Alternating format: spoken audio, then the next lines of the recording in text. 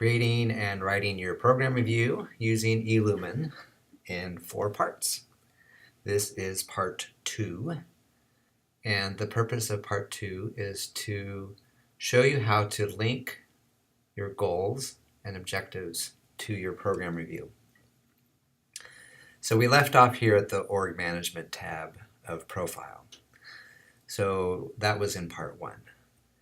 Now we're going to click over to this first tab here called Strategic Planning. And Strategic Planning is just another name for program review, but it could be much broader than program review as well. So we're on Strategic Planning, and then you want to select Initiatives. So this is a very important screen because you don't want to click on any of this stuff at the top.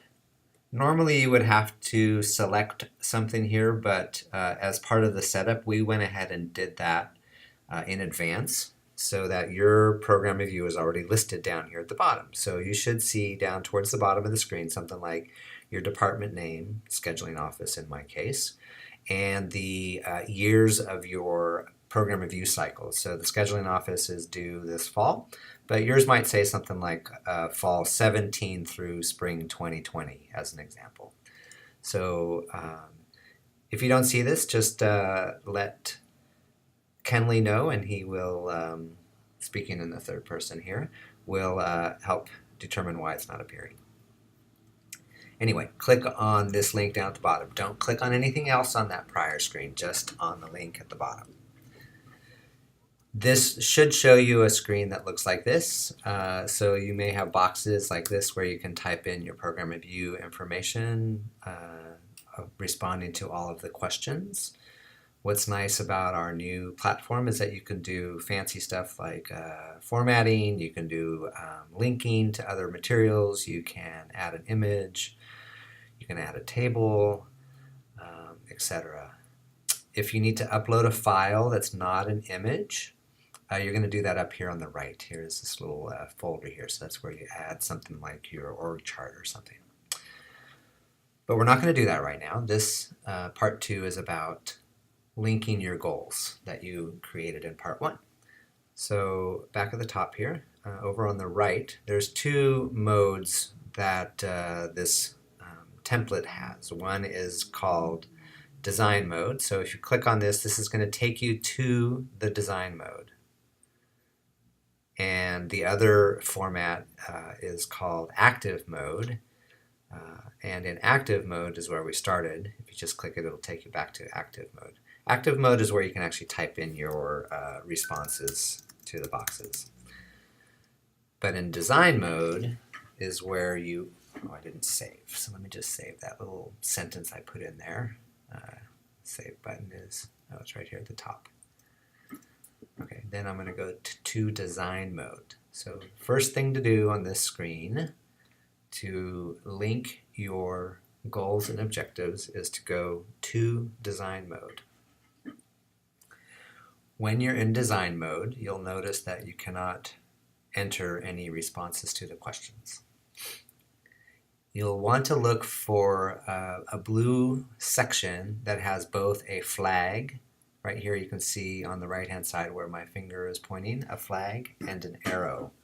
So you want to see a block of section that it has a flag and an arrow. For the operational areas, it'll all be right here at the top, but if you're in an instructional area, it'll be a couple sections down. So you want to make sure that you add it into one that has both of these. So I'm going to click on this, and you should see a pop-up window that looks like this. And you want to link goals and objectives by clicking the Add Goals and Objectives button here on the left. You have a few choices. So you can add institutional goals. So if I select institutional, it'll show again the educational strategic plan items. So you could select one of these directly as an example. So for example, if I wanted to use technology to improve college processes, I just click on that and it moves it from the right-hand side of the screen over to the left-hand side, which is where they're selected. So you could select any or none of these. And then if you switch to department, you should see the ones that you created. So in part 1, I created one called Ensure Access to Educational Opportunities, and also produce and deliver college publications on time.